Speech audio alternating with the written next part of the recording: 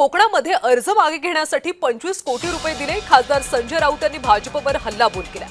मोदींनी विधान परिषदेत पैसे उडवायला परवानगी दिली आहे का?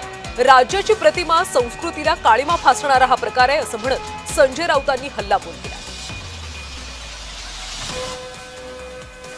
राज्यात भाजपच्या कृपेनेच हे सगळे चित्र निर्माण झाले। राज्याची प्रतिमा आणि संस्कृतीला काळीमा फासणारा हा प्रकार आहे असं संजय राऊतांनी म्हटलंय। विधान परिषद निवडणुकीमध्ये अर्ज मागे घेण्यासाठी 150 कोटींचा खर्च केला असं राऊतांनी म्हटलंय।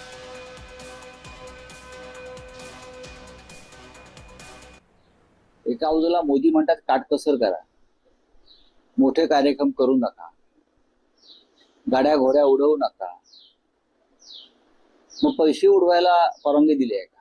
अशा प्रकारे विधान परिषद निवडणुकांवरती अशा प्रकारे कोटी कोटी रुपये पैसे उडवायला परवानगी दिली आहे का? कोकणातील माघारीसाठी 25 कोटी रुपये दिले। माणसं टिकवण्यासाठी पैसा लागत नाही तर प्रेम लागतं, परंतु संजय राऊतांकडे आणि त्यांच्या पक्षप्रमुखांकडे माणुसकी नावाचा प्रकारच शिल्लक नाही। त्यामुळे त्यांच्याकडे ना कार्यकर्ते टिकलेत, ना नेते टिकलेत, ना उमेदवार टिकतायत। त्यामुळे संजय राऊतांनी एवढं लक्षात घ्यावं की कुठलाही माणूस टिकून ठेवायचा असेल तर त्याला प्रेम लागतं, पैसा लागत नाही। पैशाच्या जीवावर काहीही करता येत नाही, परंतु प्रेमाच्या जीवावर जग सुद्धा जिंकता येतं।